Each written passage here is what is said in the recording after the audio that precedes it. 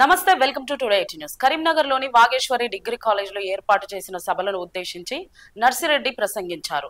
TSUTF రాష్ట్ర అధ్యక్షులు K Jangaiah అధ్యక్షతన తన సభను నిర్వహించి వారి ఎజెండాను ప్రభుత్వం ముందు ఉంచునట్లు తెలిపారు.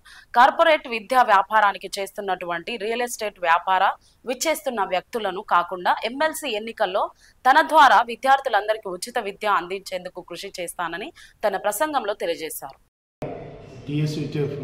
రాష్ట్ర అధ్యక్షుడు ఈరోజు ప్రధానంగా కరీంనగర్ పట్టణంలో ఈ సమావేశం ఏర్పాటు ప్రధాన ఉద్దేశం ఈ కాన్స్టిట్యున్సీ ఉపాధ్యాయ కాన్స్టిట్యున్సీకి సంబంధించి ఈ ఉమ్మడి 4 జిల్లాలు కరీంనగర్, మెదక్, నిజామాబాద్, ఆదిలాబాద్ జిల్లాలకు సంబంధించినటువంటి కార్యకర్తలు ముఖ్యమైనటువంటి టాప్ కార్యకర్తలతోటి ఈ సమావేశం ఎమ్మెల్సీ ఎన్నికలను ఉద్దేశించి ఈ సమావేశం ఏర్పాటు చేయడం జరిగింది.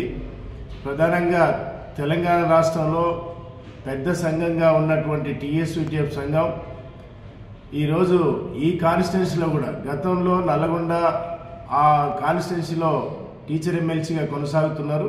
ఈ కాన్స్టిట్యున్సీలో కూడా పెద్ద సంఘంగా ఉన్నటువంటి టీఎస్యూటీఎఫ్ సంఘం ఈ ఎన్రోల్మెంట్ ఎక్కువగా ఉన్నది కాబట్టి ఈరోజు ఈ సమావేశంలో కార్యకర్తలందరూ కూడా అభ్యర్థిని పెట్టాలని నిర్ణయం చేయబోతున్నాం. అట్లాగే ఒకవేళ మేము అభ్యర్థిని ఖరారు చేయని పక్షంలో ఇక్కడ నల్లగొండ ప్రాంతంలో ఏ సంఘం అయితే మద్దతు ఇస్తుందో ఆ సంఘానికి మేము మద్దతు ఇచ్చే ఆలోచన చేస్తాం. కానీ తెలంగాణ రాష్ట్రంలో గతంలో లేనటువంటి ఆనవాయితీ ఇప్పుడు వచ్చింది. అంటే మేధావుల సభకు మేధావుల విద్య పైన అవగాహన ఉన్నటువంటి వ్యక్తుల్ని పంపాల్సినటువంటి అవసరం ఉంది. కానీ ఈరోజు అట్లాంటి వ్యక్తులు కాకుండా డబ్బులు ఇచ్చి రాజకీయ సంబంధం ఉన్నటువంటి క్యాండిడేట్స్ను ఎన్నుకునే ఆ వాతావరణం వస్తున్నది. కానీ అట్లాంటి వాతావరణం కాకుండా ఈ కాన్స్టిట్యున్సీలో కరీంనగర్ కాన్స్టిట్యున్సీలో ఉన్నటువంటి ఉపాధ్యాయులందరూ కూడా ఆలోచించాల్సినటువంటి అవసరం ఏముందంటే ఈరోజు మేధావుల సభకి మేధావిని పంపే ఆలోచన చేయాలని, అట్లాగే విద్యారంగాన్ని కాపాడే వ్యక్తులకు మన ఓటు వేయాలని, ఉపాధ్యాయుల సంక్షేమం కోసం పాటుపడేటువంటి వ్యక్తులకు ఓటు వేసి గెలిపించుకుంటే విద్యారంగానికి మేలు జరుగుతుందనేది టీఎస్యూటీఎఫ్ అధ్యక్షుడిగా నేను భావిస్తున్నాను. సమావేశం జరుగుతుంది. ఈ సందర్భంగా నేను మీ ద్వారా ఈ నియోజకవర్గంలోని ఉపాధ్యాయులకు, అధ్యాపకులకు అందరికీ విజ్ఞప్తి చేసేది ఏంటంటే తెలంగాణ రాష్ట్రంలో ఉపాధ్యాయ ఎమ్మెల్సీ ఎన్నికల్ని డబ్బుమయం చేయకుండా కాపాడుకోవాల్సిన బాధ్యత నేడు ఉపాధ్యాయులపై, అధ్యాపకులపై ఉన్నది. అలా చేయనట్లయితే ఇప్పటికే ప్రభుత్వ విద్యారంగం ప్రైవేటీకరణ జరుగుతున్న తీరు మనం అందరం గమనిస్తున్నాము. దాన్ని నిలబెట్టుకోవాలంటే ప్రైవేటు నుంచి ప్రభుత్వ రంగాన్ని కాపాడుకోవటం, ప్రభుత్వ రంగాన్ని నిలబెట్టుకోవాలంటే తప్పనిసరిగా ఉపాధ్యాయ ఎమ్మెల్సీ ఎన్నికలలో ప్రభుత్వ రంగాన్ని నికరంగా బలపరిచి దాని కొరకు పనిచేసే అభ్యర్థి మాత్రమే గెలిచినట్లయితే తెలంగాణ రాష్ట్రంలో విద్యారంగం ముందుకు పోయే అవకాశం ఉంటుంది. లేనట్లయితే నేడు హైదరాబాదు, మహబూబ్ నగర్, రంగారెడ్డిలో జరిగింది అటువంటి కనుక పునరావృతం అయితే తెలంగాణకు ప్రభుత్వ విద్యారంగ భవిష్యత్తుకే ఇబ్బంది జరిగే అవకాశం ఉంది. కాబట్టి ఈ సందర్భంగా ఎవరైతే డబ్బు ప్రమేయం లేకుండా ప్రభుత్వ విద్యారంగం కొరకు పనిచేస్తారో అటువంటి అభ్యర్థిని ఇక్కడి నుంచి నిలబెట్టి గెలిపించే ప్రయత్నం చేయాలని ఆలోచన చేస్తున్నాం. ఆ క్రమంలో టీఎస్యూటీఎఫ్ నుంచే ఉంటే బాగుంటుందనే కూడా అభిప్రాయం వస్తుంది.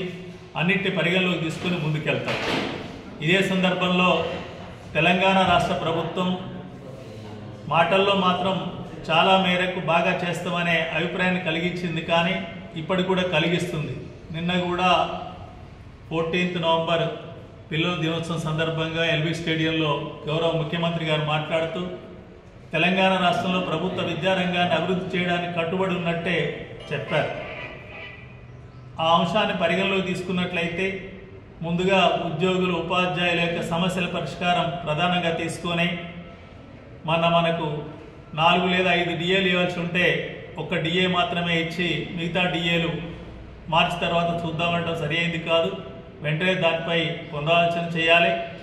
రెండో అంశం యూకోవేర్లో పెండింగ్లో జీపీఎఫ్, టీఎఫ్జిఎల్ఐ, సరెండర్ లీవులు, మెడికల్ రియంబర్స్మెంట్ ఇటువంటి చాలా పెండింగ్లో ఉన్నాయి. ఎవరైనా బదిలీ అయినా, పదోన్నతి వచ్చినా, సప్లిమెంటరీ బిల్లు చేస్తే కూడా జీతం బిల్లు పెండింగ్లో ఉంటుంది. వీటన్నిటిని వెంటనే పరిష్కారం చేయాలని, ఇవే కాకుండా విద్యారంగం అభివృద్ధి చెందాలంటే కొత్త జిల్లాలకు డీఓలు లేవు, మండల విద్యాధికారి పోస్టులు పదోన్నతి ద్వారా భర్తీ చేసేందుకు వెంటనే చర్య తీసుకోవాల్సిన అవసరం ఉంది. డిప్యూటీ డిఓ పోస్టులను కూడా అదనంగా మంజూరు చేయవలసి ఉంది. కొత్త మండలాలకు ఎంఈఓ పోస్టులు మంజూరు చేయవలసి ఉంది. ఇంటర్మీడియట్ విద్యలో డిఐఓ పోస్టులు మంజూరు చేయాలి.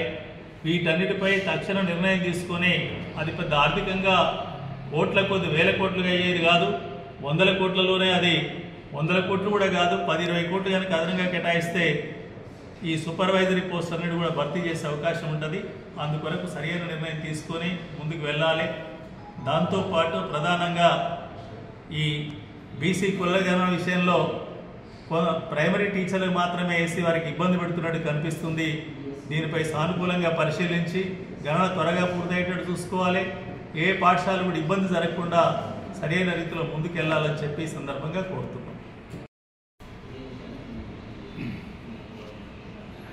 మెదక్, నిజామాబాద్, ఆదిలాబాద్, కరీంనగర్ జిల్లాల శాసనమండలి ఉపాధ్యాయ నియోజకవర్గ ఎన్నికల్లో టీఎస్యూటీఎఫ్గా పోటీ చేయాలనేటువంటి ఎన్నికల సన్నాహాల్లో భాగంగా ఈరోజు కరీంనగర్లో ఈ సమావేశం నిర్వహిస్తూ ఉన్నాం. ఈ సమావేశంలో ఈ ఉమ్మడి జిల్లాల పరిధిలోని 15 జిల్లాల బాధ్యులు హాజరయ్యారు. వారి అభిప్రాయాలకు అనుగుణంగా ఈ నియోజకవర్గంలో టీఎస్యూటీఎఫ్గా అభ్యర్థిని నిర్ణయించేటువంటి పనిలో ఉన్నాం. అదే సందర్భంలో ఈరోజు రాష్ట్ర వ్యాప్తంగా తెలంగాణ రాష్ట్రం వచ్చిన తర్వాత గత 10 ఏళ్లలో అధికారంలో ఎవరున్నారు, ఏ పార్టీ అధికారంలో ఉందనే దాంతో సంబంధం లేకుండా ఉపాధ్యాయుల పక్షాన్ని నిలబడి ఉద్యమాలు నిర్వహిస్తున్నటువంటి సంఘంగా టీఎస్యూటీఎఫ్ ఉంది. అట్లాగే ఇతర ఉపాధ్యాయ సంఘాలని, ఉద్యోగ సంఘాలను కలుపుకొని ఐక్యోద్యమాలు కూడా నిర్వహించినటువంటి చరిత్ర మాకున్నది. ఆ రకంగా ఈ రాష్ట్రంలో ఉన్నటువంటి అన్ని మేనేజ్మెంట్లు, ఇటు ప్రాథమిక పాఠశాలలు, మండల పరిషత్, జిల్లా పరిషత్, గవర్నమెంట్తో సహా గురుకుల పాఠశాలలు, కేజీబీవీలు, మోడల్ స్కూల్స్, అన్ని యాజమాన్యాల్లో ఉన్నటువంటి అందరు ఉపాధ్యాయులకి ప్రాతినిధ్యం వహించేటువంటి ఏకైక సంస్థగా ఈరోజు టీఎస్యూటీఎఫ్ ఉంది. ఈరోజు రాష్ట్రంలో ఇంకా ట్రైబల్ వెల్ఫేర్ స్కూల్స్ కానీ, ఎయిడెడ్ స్కూల్స్ కానీ అన్ని మేనేజ్మెంట్లో ఉన్నటువంటి స్కూల్స్ యొక్క ఉపాధ్యాయుల యొక్క సమస్యలు తీసుకొని పోరాటాలు చేసి వాళ్ళ సమస్యల పరిష్కారం కోసం కృషి చేస్తూ ఉన్నాం. ఆ రకంగా రాష్ట్రంలో ఈరోజు ఉపాధ్యాయులు, ఉద్యోగులు, పెన్షనర్లు, కార్మికుల యొక్క జేఏసీ ఐక్యవేదిక ఏర్పడాలని చెప్పేసి గత 10 ఏళ్లుగా చేసినట్టు కృషి ఫలితంగా ఇటీవల 206 సంఘాలతో జేఏసీ కూడా ఏర్పడింది. జేఏసీ కార్యక్రమాల్లో కూడా టీఎస్యూటీఎఫ్ క్రియాశీలకంగా వ్యవహరిస్తూ ఉంది.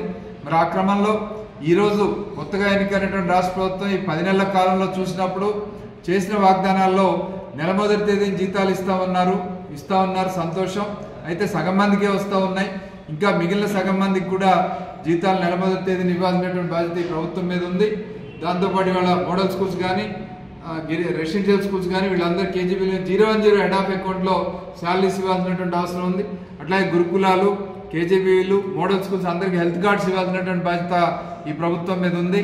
రాబోయే రోజుల్లో వీటితో పాటు ముఖ్యమైనటువంటి సమస్యలు ఈరోజు పెండింగ్ బిల్స్, రాష్ట్రంలో 2 ఏళ్ల కాలంగా ఉపాధ్యాయులు, ఉద్యోగుల బిల్స్ అన్ని పెండింగ్లో ఉంటా ఉన్నాయి. 4,000 కోట్ల పైన ఈరోజు పెండింగ్ ఉన్నాయి. అవన్నీ క్లియర్ చేయాలని కూడా ఈరోజు ప్రభుత్వాన్ని డిమాండ్ చేస్తూ ఉన్నాం. మరి మాకు 5 డిఏలు పెండింగ్ ఉంటే 1 డిఏ ఇచ్చారు. మిగిలిన 4 డిఏలకు సంబంధించి కూడా దశలవారీగా ఇవ్వడానికి నిర్ణయం తీసుకోవాలని ప్రభుత్వాన్ని కోరుతా ఉన్నాం. మరి అధికారంలోకి వచ్చిన 6 నెలల్లో పీఆర్సీ ఇస్తా ఉన్న ప్రభుత్వం 11 నెలలు గడుస్తున్నా పీఆర్సీ ఇవ్వలేదు. మరి తక్షణం, ఎందుకంటే 1/7/2023 నుంచే పీఆర్సీ అమలు జరపాలి కాబట్టి వెంటనే పీఆర్సీని కూడా రిపోర్ట్ తెప్పించుకొని అమలు జరపాలని చెప్పి ప్రభుత్వాన్ని డిమాండ్ చేస్తూ ఉన్నాం. అదే రకంగా విద్యారంగానికి సంబంధించి చూసినప్పుడు ఈరోజు ప్రభుత్వం వచ్చిన తర్వాత పారిశుధ్య కార్మికులకి పారిశుధ్య నిర్వహణ కోసం అమౌంట్ రిలీజ్ చేశారు, సంతోషం, ఆహ్వానిస్తూ ఉన్నాం. అట్లాగే ఫ్రీ ఉచిత విద్యుత్ ఇచ్చారు, సంతోషిస్తూ ఉన్నాం. పాఠశాల పర్యవేక్షణ కోసం ప్రతి మండలానికి ఒక ఎఫ్ఏసీ ఎంఈఓని ఇచ్చారు, సంతోషం. అట్లాగే ఈరోజు ప్రతి జిల్లాకు డిఈఓని, ప్రతి మండలానికి రెగ్యులర్ ఎంఈఓని ఇవ్వాలి. అట్లాగే ప్రతి పాఠశాలలకు కూడా అవసరమైనటువంటి మౌలిక వసతులన్నీ కల్పించి ఇవాళ ఈరోజు రాష్ట్రంలో ప్రభుత్వ విద్యారంగాన్ని కాపాడుకునే దానికోసం ప్రైవేట్ విద్యారంగాన్ని నియంత్రించాల్సినటువంటి బాధ్యత కూడా ఈ ప్రభుత్వం మీద ఉంది. అందుకని ముందుగా యూనిఫైడ్ సర్వీస్ రూల్స్ మీద దృష్టి పెట్టి అన్ని పర్యవేక్షక అధికారుల పోస్టులు అన్ని కూడా ప్రమోషన్ల ద్వారా భర్తీ చేయాలని చెప్పేసి కోరుతా ఉన్నాం. అంటే ఇటీవల కాలంలో 10,000 మంది ఉపాధ్యాయుల్ని రిక్రూట్ చేశారు, సంతోషం. ఇంకా 12,000 ఉపాధ్యాయ పోస్టులు ఖాళీగా ఉన్నాయి. మరొక డిఎస్సి వేసి అవి కూడా భర్తీ చేయాలని, అట్లాగే ఈరోజు ఏకీకృత సర్వీస్ అమలు ద్వారా పర్యవేక్షణాధికారి పోస్టులు అన్ని కూడా భర్తీ చేయాలని చెప్పి కూడా ప్రభుత్వాన్ని డిమాండ్ చేస్తూ ఉన్నాం.